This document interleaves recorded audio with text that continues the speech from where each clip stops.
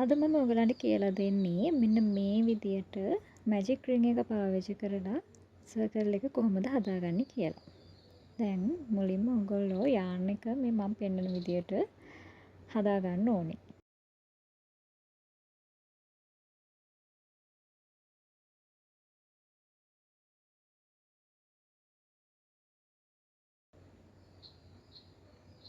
මම මේ පෙන්නන විදියට තියාගන්න යාන් එක. යාන් එකට ගැලපෙන සයිස් එකෙන් කටුව තෝරගන්න ඕගොල්ලෝ. මම මේ යාන් සයිස් එකට අරන් තියෙන්නේ 5mm එක. කියන්නේ මිලිමීටර් 5 කටුව.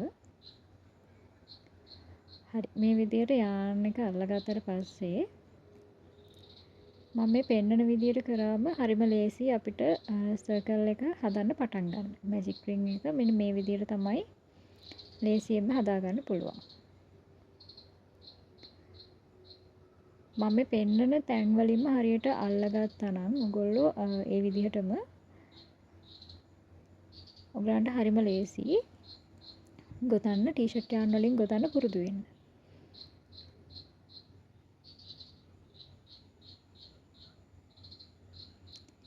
ඊට පස්සේ මෙන්න මේ විදිහට අපි ඉස්සල්ලාම knot එක හදා ගන්නවා. හරිද? ඊළඟට අපි පළවෙනි සිංගල් ක්‍රොෂේ එක දැන් හදන්න යන්නේ. මෙන්න මේ විදිහට අපි සිංගල් ක්‍රොෂේ එකක් හදා ගන්නවා.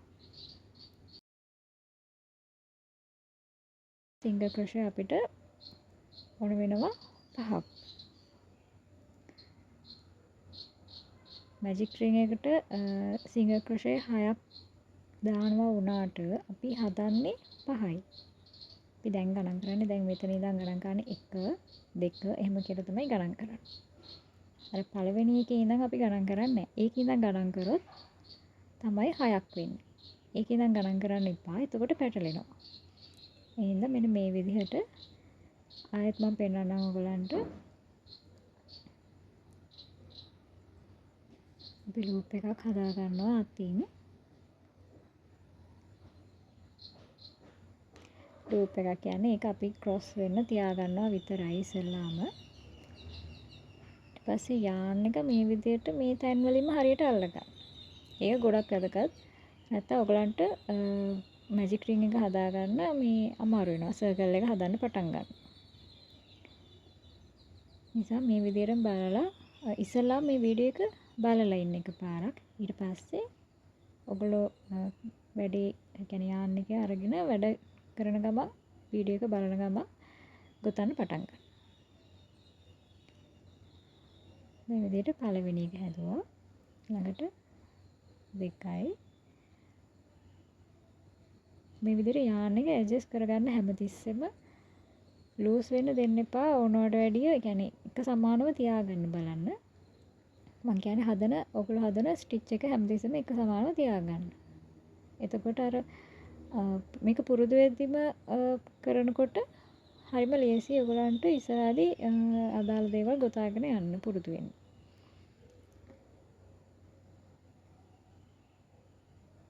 හරි අපි දැන් මේ විදිහට 5ක් හදාගත්තා. ඊළඟට අපි මේ කොට යාන් එක මෙහෙම ඇද්දම මේක මේ විදිහට හිර වෙනවා. ඒ වගේ ගොඩාක් තද කරගන්න එපා මුලින්ම. මේ වගේ අපි සර්කල් එක ෂේප් එක හදාගන්න පුළුවන් වෙන්න තරමට ඉස්සෙල්ලාම තද කරගන්න. ගොඩාක් තද කරගන්න යන්න එපා. නැත්තම් අපිට ඊළඟ රවුන්ඩ් එකේදී අමාරු වෙනවා ගොතන්න. දැන් මෙන්න මේ තියෙන ලූප් එක අපි චුට්ටක් වැඩිපුර එළියට අදිනවා. ඊට පස්සේ හොඳට බලන්න අපි පළවෙනියට පටන් ගත්ත සිංගල් ක්‍රොෂේ එක තියෙනවනේ. මෙන්න මේ විදිහට හරියට බලලා තියාගන්න පැටලෙන්න දෙන්නේ නැති වෙන්න. හරි. දැන් මේ පළවෙනියට අපි හදපු සිංගල් ක්‍රොෂේ එකේ ඔයගලන්ට මේ ලූප් එක පේනවනේ. අන්න එතනින් ඒ ලූප් එක ඇතුලෙන් අපි පිටිපස්සෙන් ඒ කියන්නේ ඔයගොල්ලෝ අල්ලන් එන පැත්තට එහා පැත්තෙන් තමයි අපි කටුව දාන්නේ. ඔයගේ පැත්තට මෙහෙම ඇතුල් පැත්තට කටුව දාගන්නවා. ඊට පස්සේ අපි අර ඇදලා ගත්ත ලූප් එක තියෙන්නේ ඒක කටුවට දාලා අපි යාන් එක සම්පූර්ණයෙන්ම එහා පැත්තට ඇදලා ගන්නවා. හැබැයි ලූප් එක ඇදලා ගන්නකොට මෙන්න මේ විදිහට ගොඩාක් තද වෙන්නේ නැති වෙන්න අපි අපේ දැන් සිංගල් ක්‍රොෂේ එකේ අර උඩ ලූප් එක තියෙනවනේ. එන්න ඒ ප්‍රමාණයට වෙන්නම මෙතන සයිස් එකක් තියාගන්න බලන්න. හරි. ඊළඟට අනේ අපි දැන් ඇදලා ගත්ත ලූප් එකේ මුල තියෙන තැනින් හොඳට බලලා එන්න එතනින්ම එතන තියෙනවා ඒ සිංගල් ක්‍රොෂේ දෙකක් මැද්දේ කියන එතන තමයි තියෙන්නේ. එන්න එතනින් හරියටම අපි පිටිපස්සට එන්න මෙහෙම දානවා කටුව. ඊළඟට අර ලූප් එක ඒකට පටලවනවා. ඊට පස්සේ කරන්නේ අපේ යාන් එකේ දිග පටිය තියෙනවනේ. අන්න ඒ කොටස අපි මෙහෙම අදින ගමන් ගොඩාක් තද කරගන්න නැතුව අර අපිට දැන් ඕන මෙතන අර චේන් එකක් මෙහෙම හදාගන්න. අපි ඉවර කරගන්න යන්නේ මේ පේලියේ මේ රවුන්ඩ් එකේ මේ කොටස ඉවර කරගන්න යන්නේ. හොඳට මේ විදිහට තියලා බලන්න. ඊට පස්සේ මේ දිග යාන් එක විතරයි අපි ඔක්කොගෙම එළියට ගන්නෙ. ඔයගලන්ට අනිත් ඒවා පැටලිලා එනවා නම් ඒවා පැටලිලා එන්නේ නැති වෙන්න අර දිග යාන් එක විතරක් එළියට ගන්න ඕන. ඊට පස්සේ අපි චේන් එකක් මෙහෙම ගොතලා ඉවර කරගන්න. දැන් අපි ඊළඟ රවුන්ඩ් එක පටන් ගන්න යන්නේ. මෙන්න මේ යාන් එක ඇදලා මේ කොට කෑල්ල ඇදලා මේ කොටස තද කරගන්න ටිකක්. ගොඩක් තද කරගන්න යන්න එපා. හරි. ඊළඟට දැන් ඔයගලන්ට පේනවා මෙතන මේ ලූප්ස් දෙක මැද්දෙන් තියෙන කොටසේ කෙලින්ම හිඩස. අර ලොකු හිඩසක් නෙමෙයි. මේ මැද්දෙම තියෙන හිඩස තමයි අපි ගොතන්න සිංගල් ක්‍රොෂේ එක ගොතන්න තෝරගන්නේ හැමතිස්සෙම. ඒ විදිහට ගෙතුවම තමයි ඔයගලන් දැකලා තියෙන ටී-ෂර්ට් යාන් බෑග් වල සර්කල් බෑග් වල තියෙන ලස්සන ෂේප් එක ගන්න පුළුවන් වෙන්නේ. මෙන්න මේ විදිහට. අර වෝල් වලින් ගොතද්දී ඔයගොල්ලෝ කරන ක්‍රමයට වඩා මේක ටිකක් වෙනස්. අපි කටුව දාන තැන තමයි මෙතනදී වෙනස් වෙන්නේ. මේ විදිහට දැන් අපි මේ පේලිය මේ රවුන්ඩ් එකේදී සිංගල් ක්‍රොෂේ 12ක් එන්න ඕනේ. ඒ කියන්නේ ඉන්ක්‍රීස් රවුන්ඩ් එකක් යන්නේ. මෙතනදී අපි එකම ස්ටිච් එකට අපි සිංගල් ක්‍රොෂේ දෙකක් දාන්න ඕනේ. මේ වගේ හැම ස්ටිච් එකකටම අපි සිංගල් ක්‍රොෂේ දෙක ගානේ එකතු කරනවා.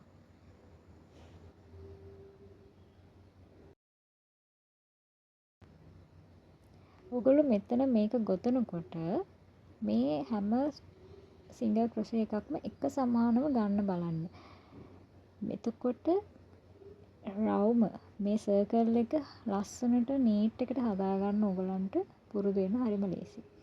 ඒත් එක මම දැන් මේ පෙන්නන්නේ අපි ගොතනකොට ඒක ස්පීඩ් එක වැඩි හින්දා ඔයගලන්ට පේන්නේ නැහැ. මම මේ හිමීටම පෙන්නන්නේ ඔයගලන්ට. ඒ ගොතන විදිහෙන් අර යාන් එකේ කොටස් දෙකක් තියෙනවානේ දැන් මේ ලූප් එක. ඒක අපි මෙහෙම අතින් කරකවලා පොඩ්ඩක් ඒක ගොතන ගමන්ම කරනවා. ඒක ගොතන අය ගොඩක් කියලා දෙන්න දන්නෙත් නැහැ. මොකද ඒක අපි අර හිතලා කරන එකක් නෙමෙයි. ඒක අර ගොතාගෙන යනකොට පුරුද්දට ඒ විදියට අතින්ම හදාගන්න එකක්. ඉතින් ඔයගොල්ලෝ මුලදීම පුරුදු වෙද්දී මේ වගේ පොඩි පොඩි දේවල් ගැන දැනගත්තම ඔයගලන්ට ඉක්මනටම ගොතන්න, කියන්නේ ලස්සනට නීට් එකට ගොතා ගන්න පුරුදු වෙන්න හරිම ලේසි වෙනවා. හරි දැන් අන්තිම එකට අපි මේ විදියට තව එකක් එකතු කරලා දැන් ඉවර කරගන්න යන්නේ මේ රවුන්ඩ් එක. දැන් අර කලින් විදිහටම අපි මේ ලූප් එක ටිකක් එළියට ඇදලා අරගෙන පළවෙනි ස්ටිච් එකේ මෙන්න මෙතනින්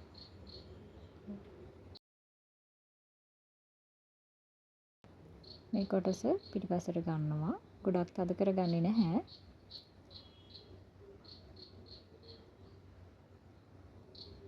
ඊට පස්සේ ඒ කොටස ආපු පටන් ගත්ත තැන තියෙන ස්ටිච් එකේ මෙතන මැදින් විදාලා කටුව අර ලූප් එක රඳවලා ඒක අඩු කරගන්න. ඊට පස්සේ යාන් එකක් විතරක්, ඒ කියන්නේ අපි ගොතන යාන් එක විතරක් එළියට ඇදලා ගන්න ඕනේ.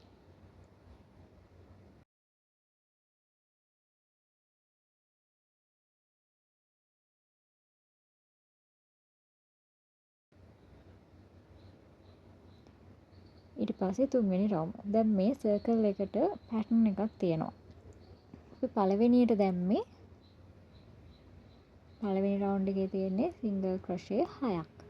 ඊට පස්සේ ඒ 6ටම දෙක ගානේ ඉන්ක්‍රීස් රවුන්ඩ් එකක් ගියා. සිංගල් ක්‍රොෂේ දෙක ගානේ. එතකොට 12යි.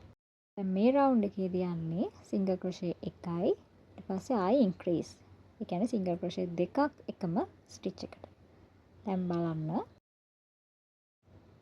දැන් මෙතන පළවෙනි එක පොඩ්ඩක් අමතක කරලා අපි මෙතන ඉඳන් පැටර්න් එක පටන් ගමු. සිංගල් ක්‍රොෂේ 1යි. ඊට පස්සේ ස්ටිච් එකට ඉන්ක්‍රීස්. සිංගල් ක්‍රොෂේ දෙකක් එකම ස්ටිච් එකට දාන්න ඕනේ. ඊට පස්සේ ආපහු සිංගල් ක්‍රොෂේ 1යි.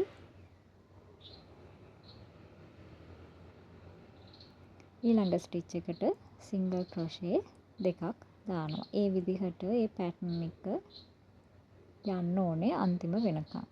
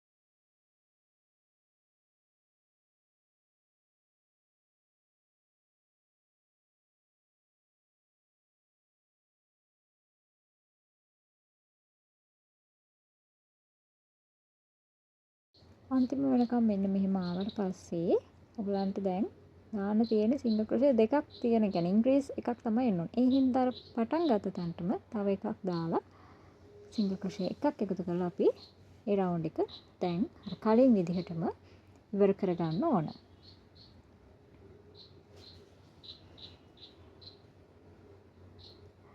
ඊළඟට ඕගලන්ට මේකම මේ පැටර්න් එකම අපි හිතමු සර්කල් එක තව ලොකු කරගන්න ඕනේ නම් ඕගලන්ට කරන්න තියෙන්නේ මේකේ පැටර්න් එකක් තියෙන. ඒ කියන්නේ දැන් ඊළඟට අපිට තියෙන්නේ පැටර්න් එක හරියට මතක තියාගන්න. ඒක ඔයගොල්ලෝ ගොතනකොට මතක තියාගන්න පුළුවන්. හරිද? දැන් බලන්න සිංගල් ක්‍රොෂේ කලින් දෙකක් දාපු ඉන්ක්‍රීස් කරපු තැන තියෙනවානේ. ඉන්ක්‍රීස් කරපු තැනට අපි සිංගල් ක්‍රොෂේ ඔන්න දෙකක් එක ගානේ දැම්මා. ඊළඟට එකක් දාපු තැන සිංගල් ක්‍රොෂේ එකක් විතරක් තියෙන තැනට අපි මේ රවුන්ඩ් එකේදී දෙකක් දානවා. ඒ කියන්නේ මේ රවුන්ඩ් එකේ යන්නේ සිංගල් ක්‍රොෂේ දෙකයි ඉන්ක්‍රීස් එකයි. ඒ කියන්නේ සිංගල් ක්‍රොෂේ අපි වෙන වෙනම ස්ටිච් දෙකකට දානවා එක ගානේ. ඊට පස්සේ තියෙන ස්ටිච් එකට අපි සිංගල් ක්‍රොෂේ දෙකක් එකම ස්ටිච් එකට දානවා. ඔයගොල්ලෝ පැටර්න් එකට බය වෙන්න එපා. ඒක මතක තියාගන්න පුළුවන්. ඔයගොල්ලෝ මේක මේ මම පෙන්නලා තියෙන විදිහට මේ වීඩියෝ එක බලාගෙන ගිතුවොත් ඔයගලන්ට මතක තියාගන්න පුළුවන්.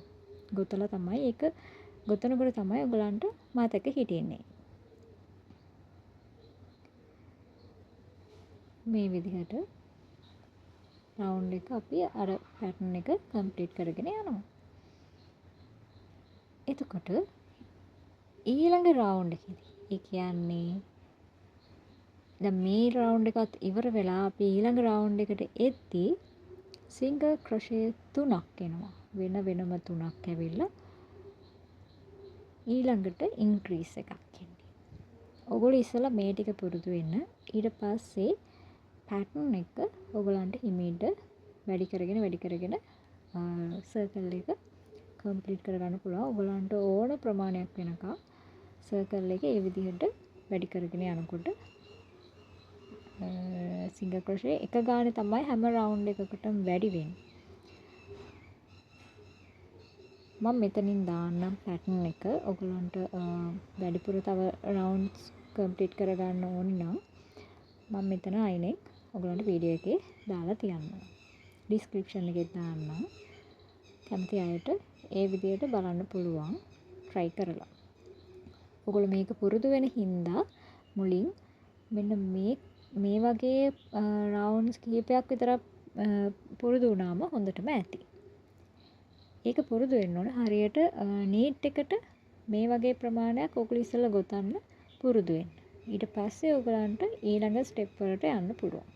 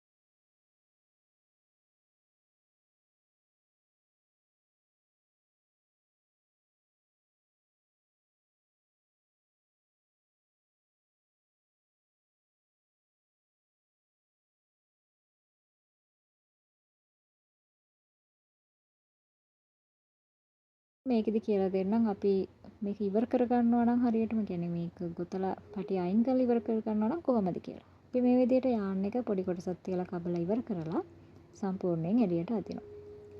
ඊට පස්සේ අපි අර ඉවර කරන්න කටුව දාන ස්ටිච් එකෙන්ම දාලා ලූප් එකෙන්ම ඒ යාන් එක එළියට ඇදලා ගන්නවා.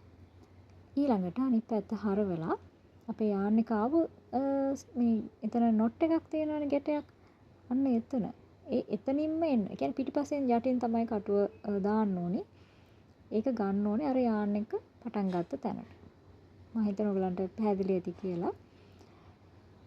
එතනින් අපි සම්පූර්ණයෙන්ම මේ විදිහට යාන් එක එළියට ගන්නවා. හරි. ඊට පස්සේ ඔයගලන්ට මේ වගේ ලස්සන නිමාවක් එක්ක කම්ප්ලීට් කරගන්න පුළුවන් වෙයි. ඊළඟට අපි දැන් මේ වැඩිපුර කොටස් ටික ඒ මුලින්ම කපන්නේ. ඒතර ගැලවෙන්න පුළුවන් හින්දා අපි යාන් එක පොඩි කොටසක් මේ වගේ